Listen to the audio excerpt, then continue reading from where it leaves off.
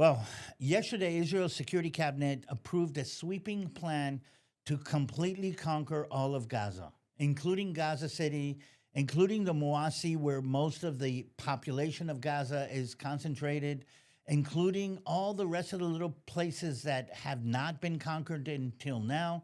This is total, complete conquering of Gaza. And this is a massive change in what's going on. This isn't just a piece by piece, we'll go in. It marks the most serious escalation since the start of the war, and it marks a decision by Israel to do something that I think it should have done a long time ago, and that is to completely take over and completely take control of the situation. What does this mean for the hostages? What does this mean for the future of Gaza? What does this mean for the soul of the Israeli people? Does this mean for the whole balagan that is going on in the Middle East? That's exactly what we're going to be talking about today. Hi, I'm DaviD TaL, and this is the Balagan Connection. And today we're going to be asking the very important question is why now and why not until now? Just a quick reminder for those of you who have asked, Balagan means mix up, mess up, something that doesn't go according to plan. It could be a mess on the floor of the room, and it could be the situation in the Middle East. It is completely contextual. It's a word that actually was borrowed from Persian into Russian, from Russian into Yiddish, and from Yiddish into Hebrew. Anybody who's been in Israel more than 5 minutes is probably connected to this, and anybody who's been in any kind of connection to me more than 10 minutes knows that balagan is one of my favorite words. So we're going to be connecting the different parts of the balagan today about what's going on in Israel and what the whole situation is, because it is really, really one big balagan. Let's start off with the situation on the ground. The situation is that Israel has tried every diplomatic path since the 7th of October to reach some kind of an arrangement.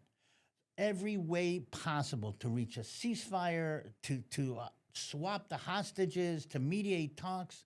But Hamas has rejected every offer, especially those in the last year, even those that could have ended the war instantly. And let me start here, and I'm going to probably repeat this a couple of ways along the way, a couple of times along the way, and that is this. This war would end tomorrow if Hamas gave up the hostages and decided they don't want to fight anymore. This war would end tomorrow if the Hamas decided to release the 20 hostages that they are holding that we believe are alive, and more than 30 hostages that are not with us anymore. And this would have completely ended.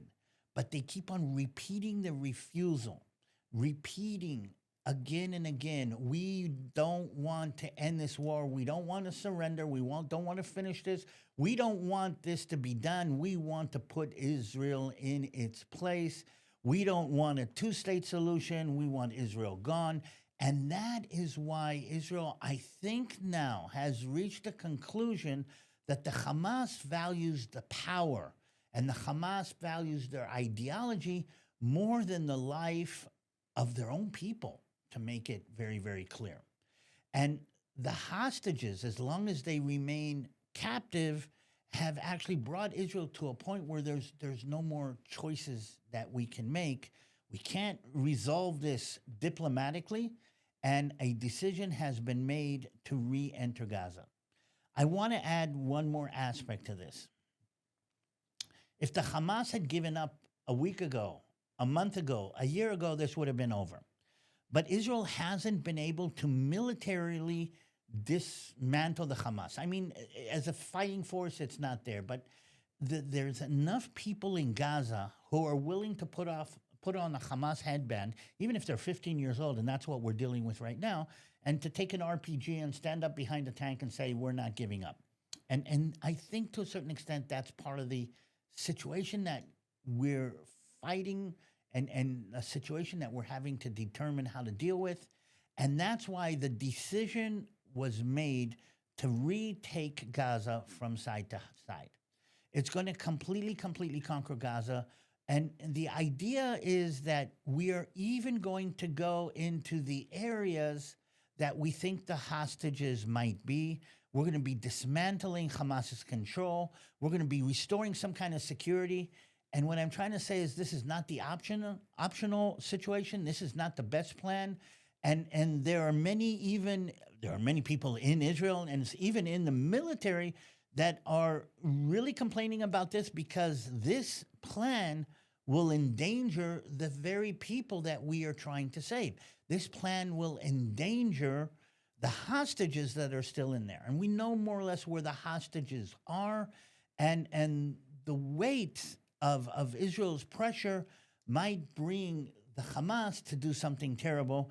And we are kind of accepting that situation. The cabinet and the IDF are not in agreement with this because by definition, the military in Israel's job is to defend Israel Defense Force. And there's a clash between this and what's going to happen, I think, to a certain extent. And perhaps this is the core of the Balagan. But I'm going to say it like this. Knowing what we know today, this should have been done a long time ago. This should have been faced a long time ago. This decision and this action should have been taken at least a year and a half ago, if not immediately after the 7th of October, 2023. And this is something that I think we understand now, at least a lot of people in Israel understand, but I'm not hearing enough of the world actually connecting to this. Another quick connection that I want to make right here, by the way, is to our sponsor. I haven't mentioned this in the past, not like this, but everything that we are doing, me and Christy are doing, is sponsored by a ministry called Ghon Springs. Ghon Springs is a ministry that was created by Jeff and Karen Johnson, Calvary Chapel Downey, probably just before the war, and the idea was to support Christian ministries inside Israel. I'm sad to say that Jeff has passed away since the creation of the ministry, but I'm happy to say that he put in place the mechanism for this ministry before he passed away. So now during the war, we have this amazing tool with which to support Israel. Ghon Springs is a ministry that is supporting Israel right now in this time of need. We're supporting Christian ministries in Israel, including Netiva, that is right now in an amazing sea-to-sea walk from the Sea of Galilee, from the Mediterranean Sea to the Sea of Galilee, with almost 150 young Christian believers before they go into the military. They're in Israel walking right now, and please pray for them because the heat is terrible. But also, we've been supporting military units, their families, their wives, their children. We've been hiring psychologists to help with therapy for soldiers who come out with PTSD and remembrance of the soldiers who have fallen. And this is what Ghon Springs does.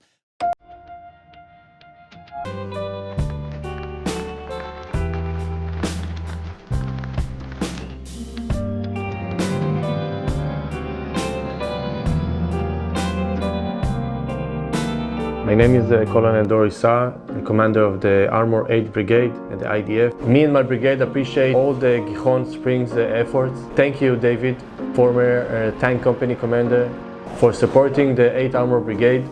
God bless America and God bless Israel. I want to send you our love because we feel your love to us. On the border here of Lebanon, we feel that we're the point of the Israeli nation here, and we're together with you. We are here defending the borders of Israel. We need your support to explain and bring out the truth of Israel out to the world, in your colleges, in your communities, and in your cities. איך אתה מרגיש שאבא הולך למילואים? אני מרגיש קצת כאב לב. מתגעגע אליו? זה מסתם בכי. מאוד מאוד קשה לו, הוא בוכה, עדיף לא לדבר איתו על הנושא בכלל. אני מנסה למלא את החלל, אני לבד פה. אני מבחינתי כל פעם שהוא יוצא מהדלת זה כמו ה7 באוקטובר, אותו דבר. During the war, we lost very dear friends. The loss is very, very painful, and it's with us every single day. My biggest scare is to lose some more friends. The bravery of my people is not only to protect our nation. One of the very big sacrifices that they do is leaving their family, leaving their cozy life and a cozy home. I think this is one of the biggest challenges that they deal with. They still stand tight and they fight together. And we need you to be part of this magic. We need you to help us this big thing to continue. Thank you. Thank you, Ghon Springs, for your support here from Lebanon. Thank you, my dear friends, for showing your love and support. בסוף, עם כל הקושי שאני חווה ברמה האישית שלי, ומה שהילדים חווים, ומה שהמחיר שזה גובה מהמשפחה שלנו, אני מרגישה כמו טווס. אני גאה בבעל שלי, ושכולם יחזרו הביתה בעצם, גם החיילים, גם החטופים. שנוכל לחזור לחיים שלנו. זה נראה לי הכי חשוב.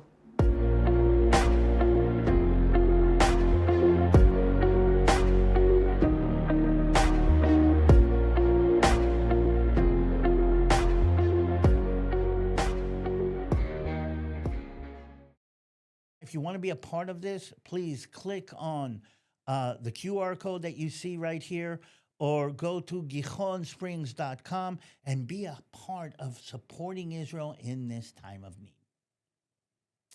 Which brings me back to what's going on right now. And I'd like to take a couple of minutes to explain what is actually going to happen on the ground. I'm putting a map of the Gaza Strip up here just so you understand what I'm talking about. And this map will give you an indication of the Gaza Strip itself. Just a quick overview. The Gaza Strip is just about 25 miles long and about 5 miles wide. There's Gaza Strip in the north, and there's Rafiah in the south, and there's Khan Younis in the middle of the Gaza Strip. Most of the civilians have moved away from the urban areas in Gaza City and in Rafiah, okay, and have been concentrating in a part of the Gaza Strip that we call the Mawasi, which is this strip of land next to the Mediterranean Sea. And the idea is to evacuate the population away from the war zones, away from the fighting, away from the places that are being fought. This area was selected because we understand that there's less tunnels underneath this, and that allows us to go into the areas. For instance, we went into Rafiah to find the tunnels between the Gaza Strip and Egypt, to find the main headquarters of a lot of the Hamas infrastructure. So we move the population out of those areas, and we go in and deal with what is going on. What's going to happen now is Israel's going to tell the people in the northern part of Gaza to move back out into the Mawasi. By the way, this is the place where the dispensation areas were set up to allow the humanitarian aid to be actually supplied to the people of Gaza. But it's still going to be a big balagan.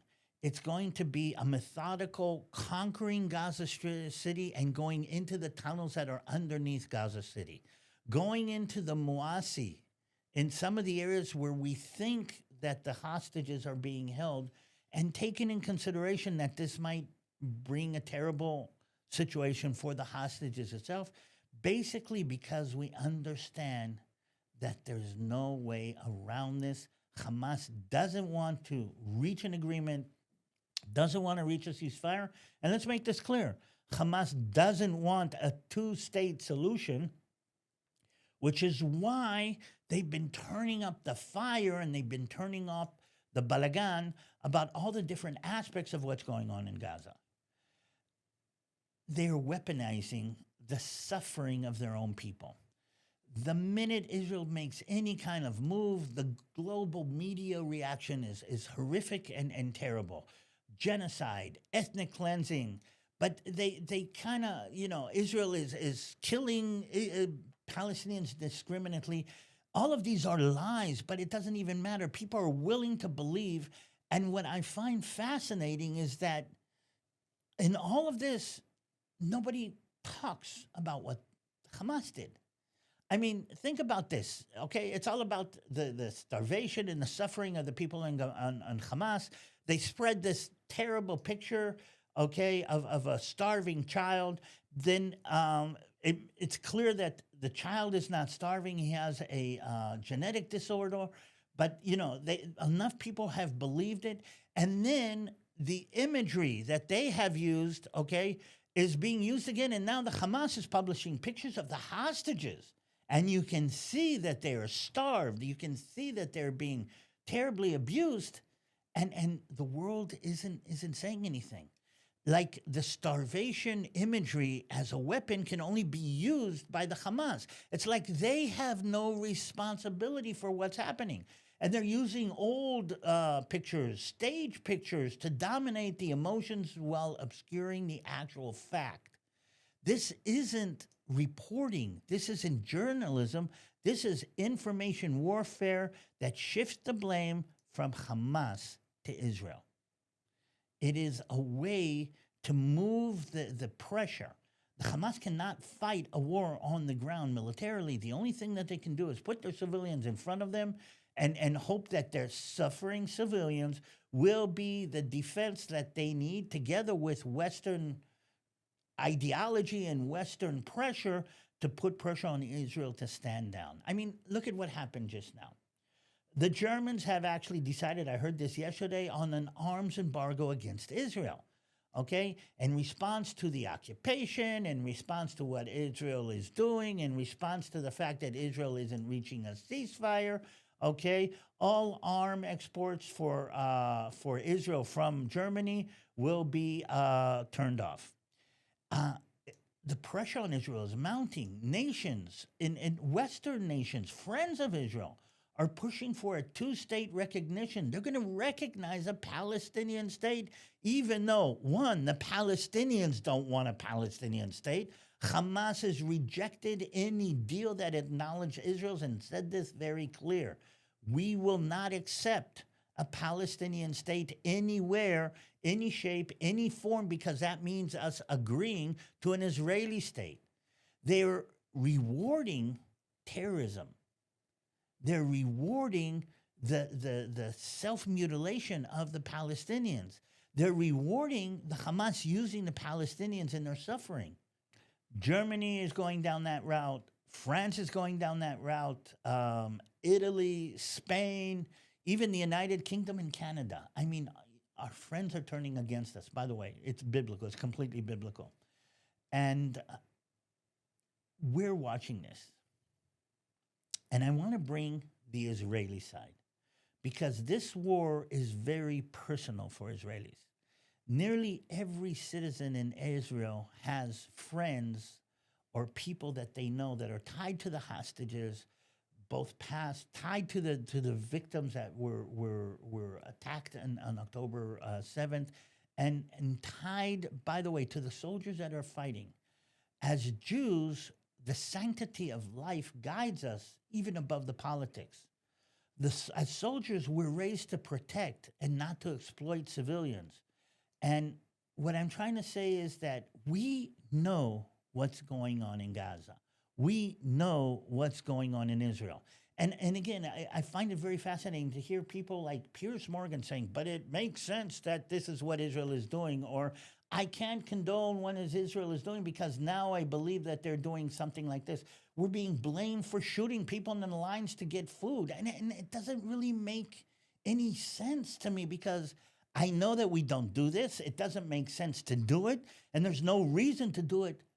But the world is buying into it, including some of the people that do see Israel in a positive way. A little while ago, I sat with a group of people, good-hearted people. I mean, their heart is really in the same place. And they talked for about 2 hours about how we can help the people in Gaza, because that's what they were trying to do. How can we bring in more food to Gaza?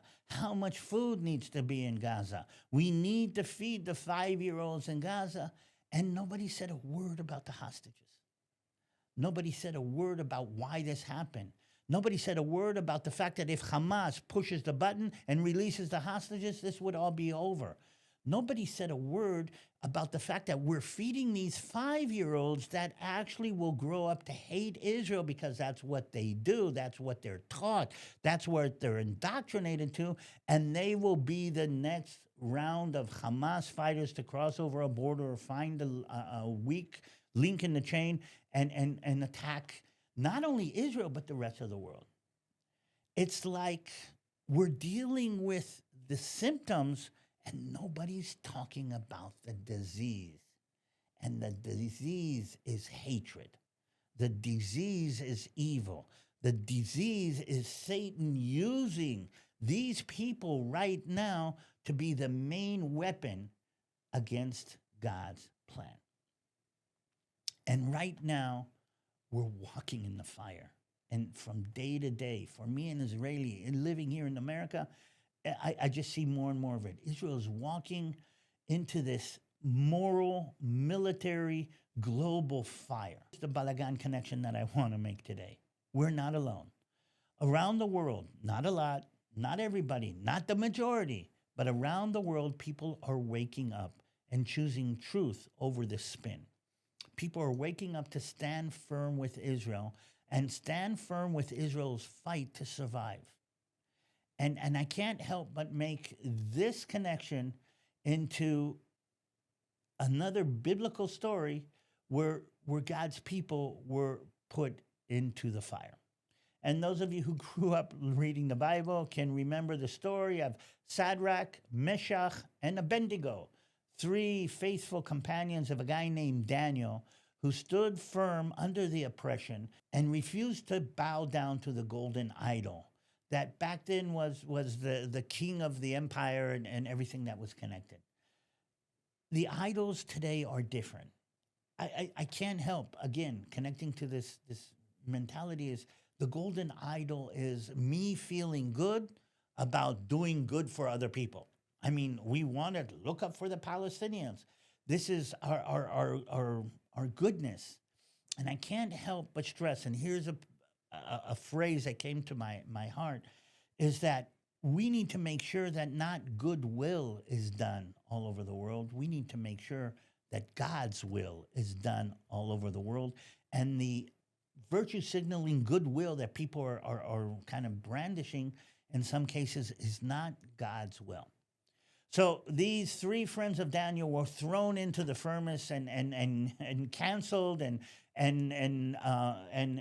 punished in all these different ways. A furnace that was 7 times hotter than usual, and the flames were so intense, and they actually killed the soldiers who threw them in. Yet the king, Nebuchadnezzar, looked into the flames, and he saw not 3, but 4 figures walking around in the fire, unbound, unharmed. And the 4th looked like a savior. The word in Hebrew for saving is Yehoshua. This isn't an ancient tale. This isn't just something out of a fable book.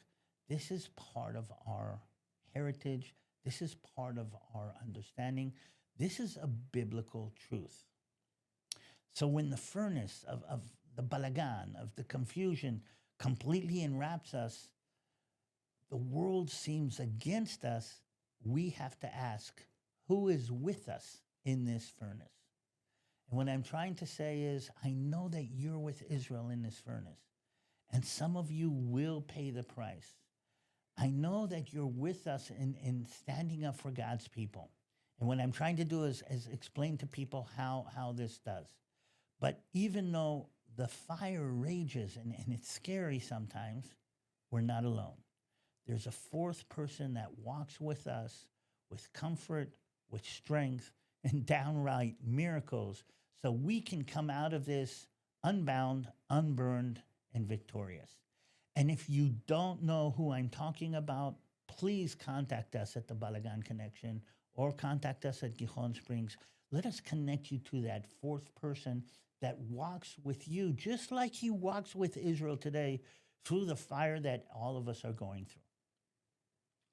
I just want to thank you for walking with us on this Balagan Connection today. Keep your faith strong. Speak the truth. You might think that you're in the fire right now, but you will be renewed by none other than the Savior himself. And again, if you want to connect to us and what we're doing, go to ghonsprings.com. You can also support me and Christy directly in what's going on. If this makes sense to you, if this is important to you, and you think what was said here will make sense to other people, please share this. Get the word out. Explain to people what's going on. Let us explain to people who are buying into the narrative, who are sinking into the fire right now. Let's us help them, explain to them what is really, really going on. So hit the subscribe, share this, ring the bell. It helps get the algorithm out. And more than anything, I hope to see you soon in the holy city of Jerusalem on Mount Zion. This is DaviD TaL. This is a Balagan Connection.